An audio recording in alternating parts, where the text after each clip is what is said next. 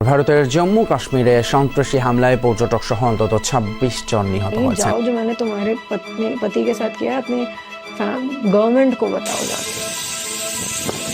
मेरी बहू से कहा कि मोदी को बता देना, मैं तुझे नहीं मार रहा हूँ। ठीक है, वहां तक 8 लाख फौज में से कोई नहीं आया और जब आए तो 10 मिनट के ऊपर पाकिस्तान पे इल्जाम लगा दिए।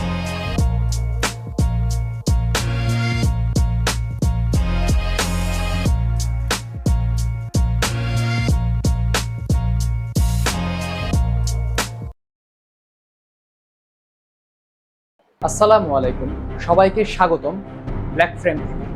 আমি মেহরাব করিম অন্তর। আজকে আপনাদের সাথে রয়েছি পেহেলগামের আলোচিত সেই হত্যাকাণ্ড নিয়ে কথা বলার জন্য। আজকের ভিডিওতে আমরা জানার চেষ্টা করব কেন এই হত্যাকাণ্ড হয়েছিল, কারাই বা এই হত্যাকাণ্ড ঘটিয়েছিল এবং কতজন আহত এবং নিহত হয়েছিল। আশা করি আপনারা সবাই সম্পূর্ণ ভিডিওটি দেখবেন এবং ব্ল্যাক ফ্রেমের পাশেই থাকবেন। কাশ্মীরের অপার সৌন্দর্যের একটি স্থানের নাম পেহেলগাম। পেহেলগাম আসলে ভারত এবং পাকিস্তানের মধ্যবর্তী স্থান জম্মু কাশ্মীরের একটি আলোচিত শহর। পেহেলগাম থেকে মাত্র 5 কিলোমিটার দূরে বাইসারান ভ্যালি, যা আসলে মিনি সুইজারল্যান্ড নামে পরিচিত। কি হয়েছিল সেই দিন? প্রতি বছর হাজার হাজার পর্যটক আসে পেহেলগামে প্রকৃতির টানে। 22 এপ্রিল 2025 দুপুরেও জায়গাটি ছিল পর্যটক, যার শান্তি নষ্ট হয় গুলাগুলি এবং চিৎকারের মধ্যে দিয়ে এবং পরিণত হয় মৃত্যুর উপত্যকায়। কতজন আহত এবং নিহত হয়েছিলেন? এই বর্বর হত্যায় 26 জন নিহত হয়েছিলেন, যার সবাই ছিল পুরুষ, এবং 18 জনের বেশি মানুষ আহত হয়েছিলেন। ধর্মীয় পরিচয়ের ভিত্তিতে বেছে বেছে মানুষ হত্যা করা হয়। এই উঁচু পাহাড়ি এলাকার কোনো রাস্তার সুবিধা নেই, তাই যাওয়ার উপায় দুটি: পায়ে হেঁটে অথবা ঘোড়া বা খচ্চর নিয়ে। তাই এই হামলায় আহতদের মেডিকেল সাহায্য দেওয়া সম্ভব হয়নি। প্রায় 1 থেকে 1.5 ঘন্টা পর হেলিকপ্টারের সাহায্যে আহতদের নিয়ে যাওয়া হয়। তাছাড়া লোকালরা যে যেভাবে পেরেছে, অনেকে খচ্চর নিয়ে মানুষকে সাহায্য করার চেষ্টা করেছে, নিরাপদ স্থানে নিয়ে গিয়েছে। রুবিনা ও মমতাজ নামে 2 জন কাশ্মীরি বোন এর সাহসিকতার কথা উঠে এসেছে, যেখানে তারা 2 জন ট্যুর গাইড হিসাবে কাজ করতেন। নিজেরা ক্ষত হয়ে থাকলেও তারা যতজনকে পারে তাদেরকে নিয়ে জঙ্গলের দিকে দৌড়ে যায়, এমনকি নিজের বাসায় যতজনকে সম্ভব আশ্রয় দেয়। আহতদের পাহালগাম হাসপাতালে ভর্তি করা হয়। এই হামলার মূল টার্গেট কারা ছিল? বিভিন্ন সোর্স থেকে পাওয়া গিয়েছে সন্ত্রাসীরা পাহেলগাম পৌঁছায় পীরপাঙ্গাল রেঞ্জ থেকে। পেহেলগামে ট্যুরিস্টদের জন্য অনেক দোকানপাট রয়েছে। মূলত জানা যায় সন্ত্রাসীরা সেই দোকানের পিছনে লুকিয়েছে। তারা হঠাৎ বাইরে চলে আসে এবং মানুষজনদেরকে জিজ্ঞেস করে, তোমরা কি আসলে হিন্দু নাকি মুসলিম? যখন মানুষ বলে তারা হিন্দু, তাদেরকে তারা সাথে সাথে গুলি করে দেয় এবং ঠিক কিছুক্ষণ পরেই আরও 2 জন সন্ত্রাসী বের হয়ে আসে এবং আশেপাশে গোলাগুলি শুরু করে দেয়। মূলত জানা যায় ধর্মকে কেন্দ্র করেই এই হত্যাকাণ্ড হয়েছিল। একজন ব্লগার ঋষি ভাট জিপ লাইনিং করার সময় তার ভিডিওতে সে এই হামলার কিছু ভিডিও করে, যেটা সে তখন খেয়াল না করলেও পরে যখন জানতে পারে তখন বেশ ভয় পায়। হামলায় মারা যান 26 জন, এর মধ্যে 24 জনই ছিল হিন্দু। ভিনয় নারওয়াল তার স্ত্রীর সাথে ছিলেন। তখন হঠাৎ একজন সন্ত্রাসী এসে তাকে দেখে বলে তাকে মুসলিম মনে হচ্ছে না, তাই তাকে গুলি করা হয়।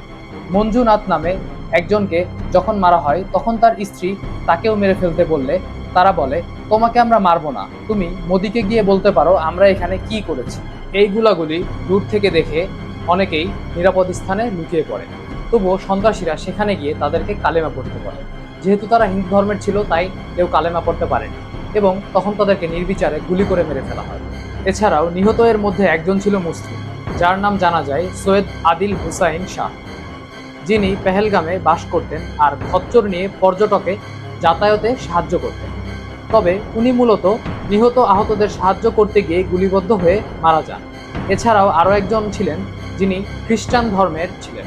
এখানে নিরাপত্তার জন্য কোনো পুলিশ আর্মি কেউ ছিল না, যার জন্য পর্যটকেরা চারিদিকে ছোটাছুটি শুরু করেন। কিছু লোকাল তাদের সাধ্যের মাঝে চেষ্টা করে কিছু মানুষকে নিরাপদে আনলেও অনেকেই সন্ত্রাসীদের গুলির শিকার হন। এই হামলার প্রায় 1.5 ঘন্টা পর এসে আর্মি পুলিশ তাদের রেস্কিউ করেন। এই হামলা করেছিল কে? সন্ত্রাসীরা AK-47 এবং M4 কার্বাইন দিয়ে নিরীহ মানুষের উপরে নির্বিচারে গুলি চালিয়েছিল।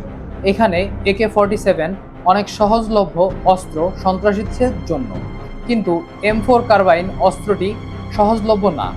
আর এটি ব্যবহারের জন্য অনেক প্রশিক্ষণ দরকার, যা সন্ত্রাসীদের পাওয়া অনেক রেয়ার। পাহেলগাম হামলার পর ওই দিন রাতেই টেলিগ্রাম অ্যাপে একটি মেসেজ আসে, দ্য রেজিস্ট্যান্স ফ্রন্ট TRF এর, যারা এই হামলার দায় স্বীকার করেন। অনেকেই বলেছে এর মাস্টারমাইন্ড হলেন সাইফুল্লাহ কাসুরি ওরফে খালিদ, যিনি লস্কর-ই-তৈবর এর কমান্ডার। সন্ত্রাসী গোষ্ঠী দ্য রেজিস্ট্যান্স ফ্রন্ট TRF 2019-এর অক্টোবরে তৈরি হয়, মূলত আর্টিকেল 370 তুলে নেওয়ার জন্য স্থানীয় কাশ্মীরি লোকেরা তৈরি করেছিল। কিন্তু ইন্ডিয়া এটাকে মানে না, বরং ইন্ডিয়ার মতে এরা লস্কর-ই-তৈবার সংযোজিত, যা একটি পাকিস্তানি সংগঠন। এই সংগঠন আগেও পাকিস্তান থেকে জম্মু কাশ্মীরে অস্ত্র পাচার করে এবং তারা সরকারের কাছে চিহ্নিত হয়ে যায়। হামলার শিকার অনেক পর্যটকের কাছ থেকে বিভিন্ন তথ্যের মাধ্যমে পুলিশ স্কেচ রিলিজ করে। অনেকেই বলছিল তারা নর্মাল পোশাক পরেছিল, আবার অনেকেই বলছিল তারা খাকি পোশাক পরেছিল। কেউ কেউ বলছে 4 জন সন্ত্রাসী ছিল, আবার কেউ কেউ বলছে 6 জন সন্ত্রাসী ছিল। যেই সন্ত্রাসীদের স্কেচ রিলিজ করা হয় তাদের মধ্যে একজনকে শনাক্ত করা হয়েছে, যিনি পাকিস্তান আর্মি এর এক্স প্যারা কমান্ডার ছিলেন। আবার অনেক পর্যটকের মতে তারা পাস্তো ভাষায় কথা বলেছিল, যেটা মূলত আফগানিস্তান আর পাকিস্তানে ব্যবহার করে। আবার এই ঘটনার ঠিক আগে 16 এপ্রিল পাকিস্তান আর্মি চিফ একটি কনফারেন্সে বলা কিছু কথার জন্য মনে হচ্ছে আগে থেকেই তারা জানতেন এই হামলার ব্যাপারে। কিন্তু সাইফুল্লাহ কাসুরি ওরফে খালিদ টুইটার ভিডিও বার্তার মাধ্যমে নিশ্চিত করেন যে এটিতে পাকিস্তানি লস্কর-ই-তৈবার এর কোনো হাত নেই, বরং এগুলো সব ইন্ডিয়ার কারসাজি। এমনকি বিখ্যাত পাকিস্তানি ক্রিকেটার শাহিদ আফ্রিদি বলেন এই হামলা ইন্ডিয়ায় করেছে। এইসবের পর 26 এপ্রিল TRF আর একটি ভিডিও বার্তা আসে, কিন্তু এইবার তাদের কথাই পুরো বদলে যায়। তারা তখন বলে তাদের আইডি থেকে প্রথমে যেই বার্তাটি প্রকাশ করা হয় তা আসলে ইন্ডিয়ার সাইবার অ্যাটাক।